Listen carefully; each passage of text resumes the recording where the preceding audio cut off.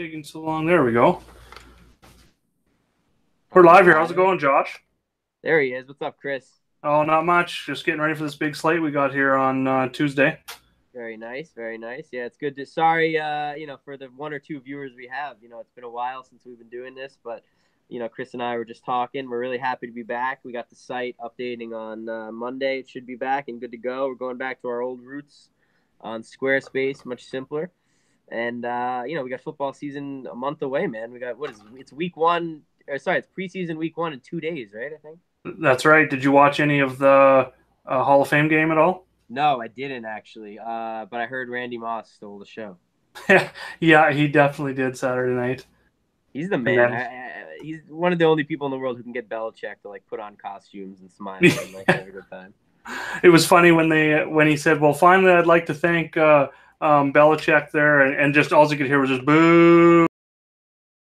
I want to give criticisms and feedbacks along the way, but we'll start with the pitching. And move over to offense after some stacks we like, and we'll break down the pitching percentages we're using tonight. I think Chris plays a little bit more volume than I do, so it'll be good variance there. So he'll probably have percentages where I'll realistically just have 2 or 3 guys that I'll be playing in 1 or 2 lineups tonight. And so Chris, do you want to start this off with? I'm assuming Max Scherzer is probably your favorite high end option tonight on the pitching. Yeah, and the other thing I was going to mention is, with baseball, we're also going to talk a little bit about weather. And you just mentioned Max Scherzer, and I just kind of seen some updates on Twitter right now. There might be some storms approaching into that game with Max Scherzer in Washington. I believe the game's in Washington tonight. That's game 2. I think they played one this afternoon as well. So a little bit of risk there, possibly. I don't know how much. I'm going to have to just kind of watch a little bit. I wouldn't say he's 100% safe, probably in that 70-80% range right now. Myself, I play a little bit more on FanDuel. I think you're a little bit more on the DraftKings side of things, which is nice to have us together. Yeah, and I'm going to be playing both too. It's just more of a time thing for me. But definitely I look at both. I do a cheat sheet I provide for the RotoPros guys, kind of looking at salary, a bunch of advanced stats, a little bit of a model I put together, looking at some upside and stuff and some safety. I do a bunch of different models. But yeah, tonight, definitely number 1 in my models, Max Scherzer. I mean, he's a little more expensive. He's quite a bit more expensive on DraftKings at 13.9, 11.9 on FanDuel, but he's definitely the number 1 guy. I mean, he's striking out over 12 per 9. He's got a 35% K rate, which is by far the best on this slate, and 16.5 swinging strike rate. So he produces a ton of swings and misses. He's facing a tough offense in Atlanta. I mean, they've been a pretty good offense overall this year. Haven't struck out too much, right around that 20% mark. So a little below average for the matchup. But they've been a little worse over their last 14 days, like a 289 WOB and 81 WRC plus, a lot lower than their season averages there. So I think it definitely makes sense if you're going to be targeting him, if you're not worried about weather. Myself, for cash games, anyways, at least on FanDuel, I'm turning to Carlos Carrasco. He's number 2 in my model. Comes at a bit of a discount, $1,300 on FanDuel and about $2,400 cheaper on DraftKings. He's got not the same upside. No one's got the same upside as Max tonight, but he does have a 28% K rate and a 3.66 ERA, which is nice. You're right around that league average, but his xFIP and SIERA are both lower, and those are a little bit more of your predictable stats of what an ERA should be. And his SIERA is 2.71, so 3.21, which is almost half a run lower than his ERA. So definitely looking at him tonight against Minnesota, who's been struggling a little bit. They do have some power in their lines, but they're striking out 24% of the time lately. And Carrasco lately, just looking at his game logs, he has not allowed more than 2 earned runs in the last 5 starts, with 8, and 10 Ks the last 3. Yeah, he's been absolutely on fire. I agree with that. I have a question. Oh, sorry, Josh. I was just going to say we lost. Sorry, buddy. I got a call. Hey, no problem. You look at something like home versus road splits on Carrasco and put any weight on it, or how do you feel about that? Because I believe he's got much better road numbers last time I checked. Yeah, looking at his splits, he's got a 5 ERA at home and a 2.78 on the road, and that definitely makes sense just because Cleveland's a really good hitter's park. But against Minnesota, so he did good in Minnesota in his last start. I look at that a little bit, but I'm just going to jump into his last year just to kind of compare it to his last year. numbers. He was a lot better. He was under 4 ERA last year, but still a lot better on the road. So there's a little bit of risk there. I just think if there's going to be a risk with the weather with Max tonight, that discount with Carrasco definitely makes sense. And I mean, if you want to go even cheaper, Zach Greinke's right there too. He's not as exciting. He doesn't have as much upside as those guys, but he has been amazing lately. He hasn't allowed more than 2 earned runs in 8 straight starts. He doesn't get, like I said, Max? Zach Greinke. Oh, Zach, yeah. Okay. And you want to talk home road splits. Arizona's a great hitter's park, but his home road splits are on the opposite side. He's got like a 2.44 ERA at home, and that translates even into last year. It was the same thing for him last year. I kept waiting last year. This is going to blow up. This is going to blow up. He's going to regress at home. It just hasn't happened. He's just been excellent at home. He's got a higher K rate at home, and he's actually got a good matchup against Philly, who is striking out 25% for the season, 25, almost 26% against right-handed pitchers, and 25% over the last 14 days. So they just strike out a ton. So he gets a little boost there. So I could easily see, 6 to 8 Ks for Greinke tonight, and that's quite a bit of discount, especially on DraftKings. I think he makes sense in cash games too. Your thoughts? Yeah, I think that makes a lot of sense. I think it's going to be a good pivot off of Carrasco because he will probably be the one everyone's eyes go to first off of Max. Max is obviously, I'm talking DraftKings here, significantly more expensive, and with the weather concerns, I would probably pivot to Carrasco initially in cash games, and then Greinke would be a nice little. Would you consider Greinke GPP-ish because of the fact that most people will probably go to Max or Carlos? I think that makes a lot of sense. And again, with the discount, you're going to be able to get some big bats, and we'll get into the bats here soon, but there's definitely some nice offenses. I mean, you got the Colorado game in Coors tonight, so you got those. They're going to be a little bit more expensive, but there's some other teams that are in good spots too. So using that discount especially on DK as your starting pitcher 1, and then going a little bit lower even, is going to get you some big bats. And he is going to be lower owned definitely than Carrasco and Scherzer, I think, too. How do you feel about Andrew Heaney? He's someone who actually caught my eye last night when I did my first initial look through of who was pitching today. Yeah, he's right up there in my model. He's right behind Scherzer and Carrasco, and actually right ahead of Greinke in my model that I'm looking at here. He's another guy that's not too exciting. He's got a 23% K rate, so right around average. The fly ball and the ground balls, he doesn't, he gives up a lot of hard contact as well, along with about 35%. Do you think he's due for some regression? Yeah, definitely. I mean, I'm just going to look at his game logs here. Like, he allowed 4 in his last start, but before that he allowed three or fewer earned runs in like 5 straight starts. And then he had a bad game in there, but then he did the same thing again for like 3 or 4 starts before that. And, the only thing that scares me, Detroit's lineup isn't the same right now, but they've been hella better against left-handed pitching this season. So for the most part, I've stayed away from left-handed pitchers against Detroit. But I mean, looking at their lineup, Nicholas I think Castellanos he crushes lefties. And I think Goodrum's got better splits. I mean, he's nothing to be scared of for sure. But, I like Goodrum, honestly. Yeah, he's no Nick, but he's good, man. He's gonna be good. Yeah. So, but looking at their lineup overall, and their lineup isn't out yet, but definitely, you avoid those 2-3 hitters that we just talked about, the number 2 and the number 3 hitters. The rest of the lineup is just not that scary. So I think that he definitely makes sense. I would lean more towards using Heaney and GPPs myself. So we've talked about some of the stars tonight. Give me some names that you like under 8K. Under 8K, okay. So one GPP option just above that is going to be Mikolas. I think he's overpriced, so yeah. I think he's going to be GPP for me tonight. He is a big favorite. He gets an upgrade in park for sure going into Miami. And then below 8K, I like Chase Anderson versus San Diego.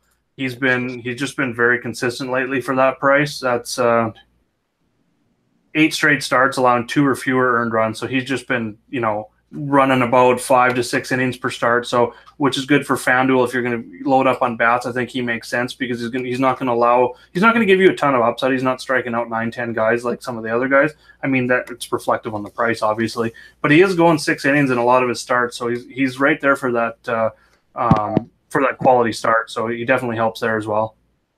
Yeah, that's probably the first guy under 8K that would catch my eye too. He's obviously the first guy under 8K, so that's convenient. But let me ask you a question.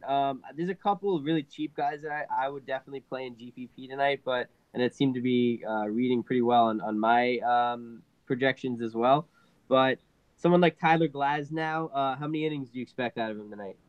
Well, I think last game, what did he go like? It was like 2 or 3 innings, something like that. Something Yeah, it like was supposed 60 to be pitches. 4 if he went perfectly, and I think he started getting smacked around a little bit. So he He's only threw definitely for. got a ton of upside. So I'm thinking maybe he's up in that 80 to 85 pitches tonight if things go well. And I mean, Baltimore's been hot since in the second half. Just kind of looking at some teams in the second half here. I think they have some. They really got some guys auditioning for a job. Yeah, they're playing hard for sure. I mean, they're definitely playing for contract. You ship away the big batters like that, sometimes that gives it a reverse effect to the guys that are there. Like, we better be playing for our jobs type thing. And it has worked. They've scored the second most runs in the second half. Yeah, exactly. They're just not that good though. And Glasnow's got a ton of upside. He's 5,700 on FanDuel and 6,900 on DraftKings. So, but yeah, if he goes 80 plus pitches at that price, I think it makes sense for sure. Okay. Is there anyone else in that kind of mid-tier range that you're looking at, or should we move on to lower tier pitching for GPPs and then hitting? That's pretty much as low as myself. That's pretty much as low as I'm going tonight. I'm probably going to pick 2 or 3 of those pitchers that we talked about above on FanDuel. Concentrating mostly on FanDuel, mostly. That's all I'm using now. For you on DraftKings, what are you looking at a little bit lower price range than that kind of punts? So I'll one of the things I like to do these days is just have some, one GPP lineup with, about 12K combined or 10K combined of pitching. So just literally saving the rest of bats. So I think Marcus Stroman, even though it's a pretty difficult matchup, the Sox are obviously one of the hottest teams in baseball right now, if not the best team in baseball. So it's not a game that you'd normally, or an offense that you target against. But Marcus Stroman's very cheap. He's, I'm sure you remember better than anyone. He's not too far removed from being a stud.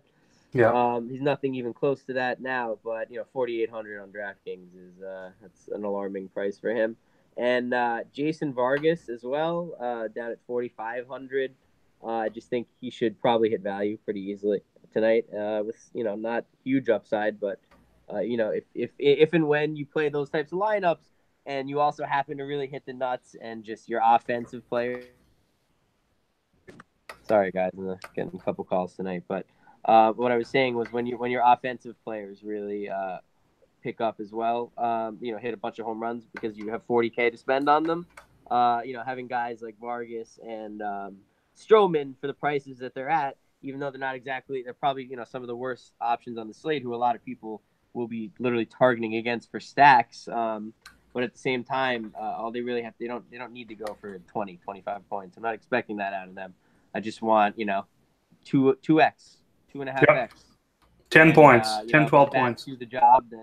And then what really is cool about that is if it's a night where chalk kind of fails and what's supposed to happen really doesn't happen, and you have this zany, offensively focused lineup, you really separate from the pack. So I like to do that with one of them. I'm with you on Stroman.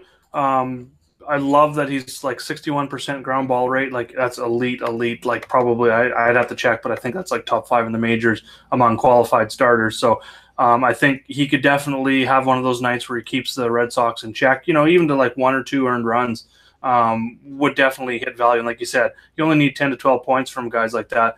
I'm not so much on Vargas. I'm kind of in the targeting against Vargas, and I'll get into that here in a little bit. To be honest, actually, I would switch to Cobb over Vargas for that. Yes, yeah. I like that a lot better myself against Tampa. Better matchup, and I think he's just a better pitcher. He's a 50% ground ball.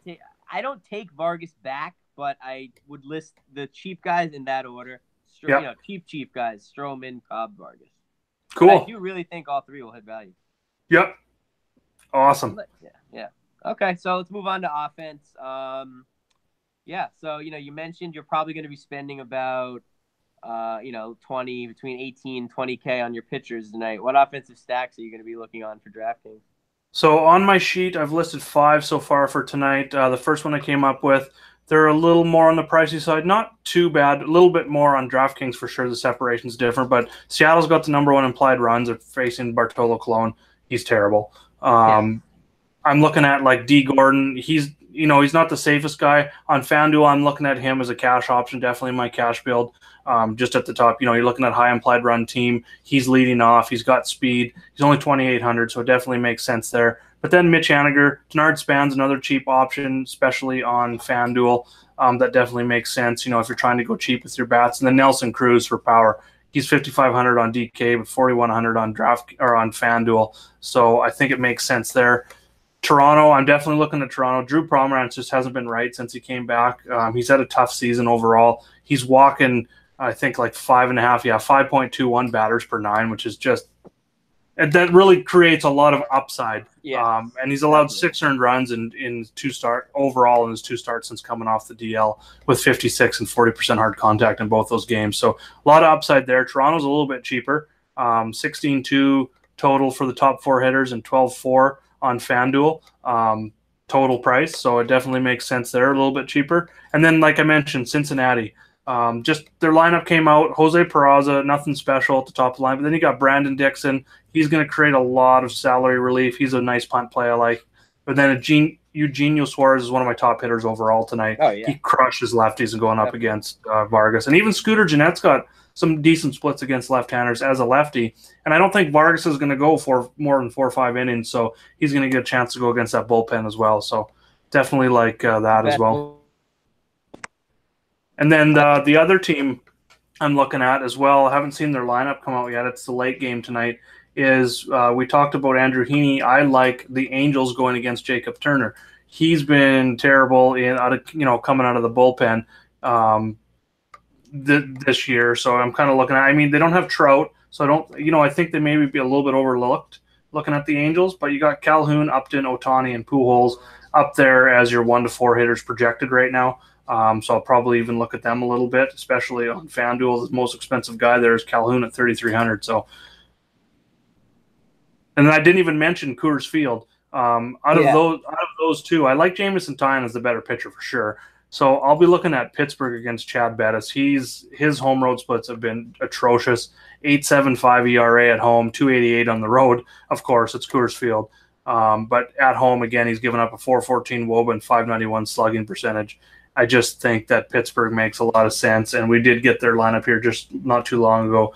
Dickerson, Marte, Polanco, and Freese. I don't even mind going down the bottom of the order. In these games with high projected implied run totals, the top 4 guys in each team are going to be very popular. So I don't even mind going to the bottom of the order, like with Moran, Cervelli, Harrison, and Mercer. Sometimes you can get the low-owned guys, and sometimes you can crush value, and you could still use a high-priced pitcher.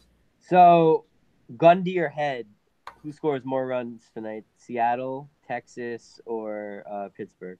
Oh boy, I'd go Seattle, Pittsburgh, and then Texas. Yeah, okay. I'm going to rank them in that order. Colorado in there too, just for argument's sake. And I think Colorado's got the best lineup. I think of all those teams, definitely. But they're facing the toughest pitcher. Of course. Yeah. He's an up-and-coming star. I think he's like 25 years old or something like that. But anyone he's definitely an up-and-comer. up-and-comer Is okay in my book, man. You're the best guy if you can do that. Damn right. So, yeah, I would put him in that order. I'd probably put Colorado third and then Texas last. And I think Texas is going to be, they've been the hottest team by far. They've scored, look at this here, 111 runs in the second half. The Orioles are second with 93. So, and there's only 4 teams over 90. So they've just been smoking hot. But Felix Hernandez, he's regressed. He used to be. No, his consistently look at his last 4 years average fastball velocity. It's dropped from like 93 to 92 to 91 to like 89.2 this year. He's just he doesn't have no upside anymore. But he has held some teams to 2-3 earned runs. Gets crushed. Yep, exactly. So I think Texas can get to him, but I don't think they're going to get to him for more than 2 or 3 runs. So I'd rank them 4th out of that group. Okay, I like it. I pretty much agree for the most part. I don't think there's anyone you haven't touched on. I like. I'll definitely have most of the lefties. I'm not gonna have much Segura. Like if I only take a few of the Mariners, it would be Gordon, Gordon, Span. Where's Span hitting in the lineup tonight? Where is it? Second. Yeah, Gordon, third. Span. Third. Yeah, Gordon, Span, and probably Cruz will be my list. Maybe I like to do 4 and 4 sometimes. Yeah. Maybe I'll have like a little Gordon Span, Cruz, Haniger, and then 4 people if I'm Pittsburgh in my little GPP lineup. If with cheap That's what I pitching. was. That was something else I was going to ask you about. Looking at someday we'll have to do a strategy video on MLB. But for cash games, I really like to look at say 2 or 3 two-man stacks from some of my favorite teams, and then Yeah. for GPP, I'm like definitely going 4. Whether it's the 1 to 4 hitters, 2 to 5, like I said with Pittsburgh, even going like a 5 to 9 type thing. Mm-hmm. But do you kind of do the same for cash? Kind of look at like two-man stacks, keep it low. For cash, I usually like to go with a 5-2-1.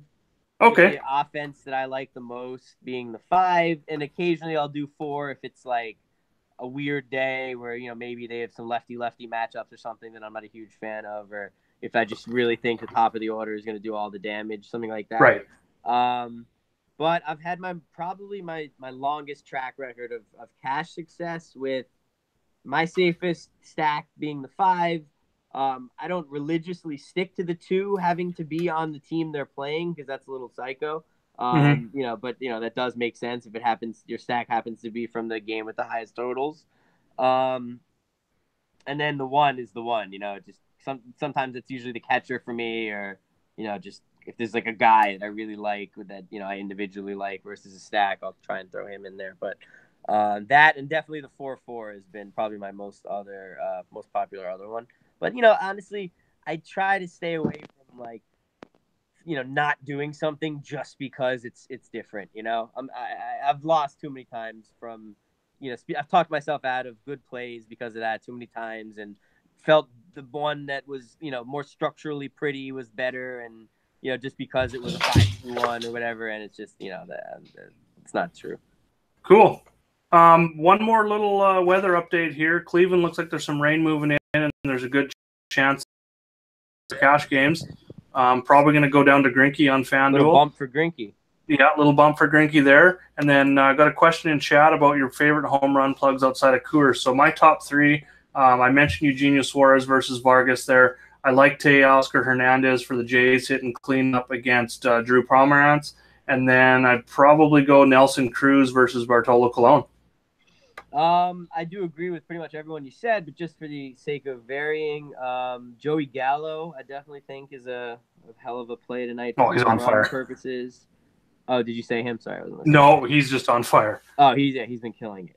Mike Trout is obviously the man with a great matchup, but guys who've been off for like a week, or been injured or whatever, I like to see them get their timing back before, even though he is the GOAT, but let him just. Yep. JD just because of who he is, but probably I'll give him Healy and Gallo. Okay, cool. And then, actually, throw Chris Davis in there too because he's been on fire also. Nice. Crush Davis on the A's, not the Orioles. K Davis. Yeah, exactly. Yeah. Not the overpaid Davis from Baltimore. Exactly, not that scrub. My last guy, I guess I missed him. I'm just kind of scrolling over. Is Brad Keller? He does have some ground ball splits there, but I like Anthony Rizzo hitting leadoff for the Cubs tonight. He would be my last guy. He's going to be low owned too. I like it. All right, cool, man. I got to finish up some lineups. You do as well. We hope everyone enjoyed.